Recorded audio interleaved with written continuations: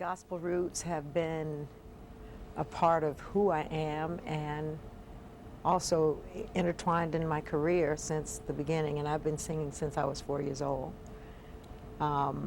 It came from my family, of course.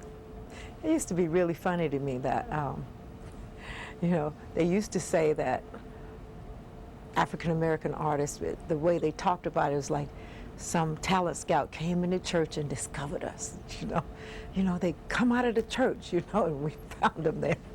And it's just that for so long, and it goes back to our ancestors, you know, even during slavery time, that's what they depended on to get them through. And so that kind of was a weave through the family life. 1952, the Pips and I got together, and because of our parents' urging, and all of us came out of the church.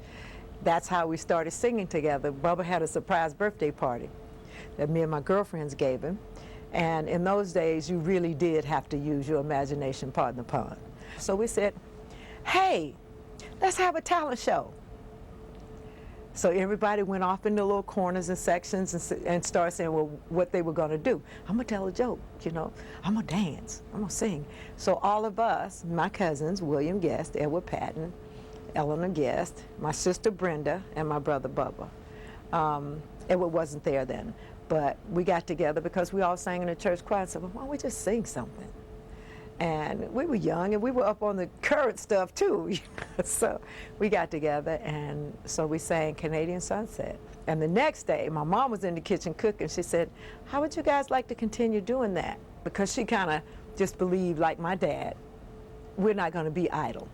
So they would try to find what we like doing the most and support that. So they said, yeah, that'd be fun. And then Pip, my other cousin, who was very well known around town, came over one day, and my mom called him in. And my mom was one of those kind of people, she would say it, and that was it. And she said, I want you to take these kids, and I want you to get them some places to sing. That was it. That was done. He said, I don't want these kids. I'm not going to be bothered with these kids. I remember it so well. It's just the way he talked too. Still talks like that today. Anyway, he loved the idea secretly, and he just started nurturing us, and he had seen all the great people, the Dinah Washingtons, the Ray Charleses, the Platters, everybody. He knew, but he was that well known. Not in the business, he just went to the clubs all the time, and he loved music. So when we got together, he started to pattern us all after all these great people. And he said, rehearse. Rehearse. When you rehearse, put something in it. He used to say, put something in it. Because he did so much for us, and he was just a contractor, and he had 4 kids. And even with that, he paid for all our gas. He bought our little wardrobe. He went and talked to his friends. Can you give me some suits for the guys on time? You know, that kind of stuff. And he just, so we named ourselves after him, and that's where we got the name, the Pips. So we were in the business for a long time before we came to Motown Records. Matter of fact, there was no Motown. We had been singing for at least 15 years before Motown started. And we were blessed enough to know those people who came about, you know, when Barry was a songwriter. He was just a songwriter before he came to be president of Motown. And Jackie Wilson, his first artist, you know, was just our friend and mentor. And I was in school just watching him, saying, wow, what a performer, kind of thing. And as that company grew and that music, that Motown sound started to take hold, we watched that company. But we were a little more savvy in the industry by that time than the new artists that were being groomed at that company. I used to run into Smokey all the time, and he was always trying to get us to come over. And after being out for a while and us doing our own thing, we felt that the only thing that was missing, so to speak, because we had our performance down, we had the best people in the industry we were working with, and they were family members, you know, family friends, I should say. Maurice King, who used to be the musical director for the Flame Show Bar for many, many, many, many years, but a friend of my mom's and our family.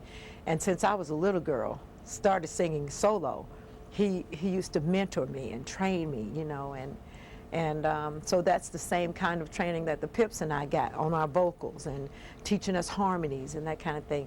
Then we met Charlie Atkins, through Marguerite Mays.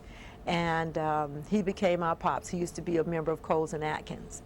And he just embraced us, and he just started training us on how to perform, and his signature choreography he gave to us, and just told us decorum in the business, period.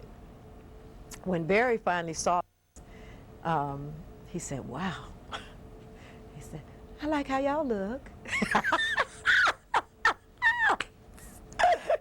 said, thank you, Mr. Gordon. And subsequently, he ended up hiring all those people away from us. He said, I want my acts to look like that, you know? And that's when he started artist development. We weren't even with the company then. So we need to go to Motown. And I said, no, we don't. I said, we're just going to get lost over there. You know, it's that kind of system. You guys know that?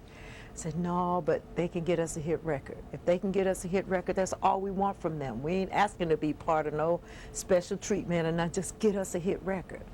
You know, when we got there, it was like we were just the outsiders, and so we got all the hand-me-down material and stuff like that.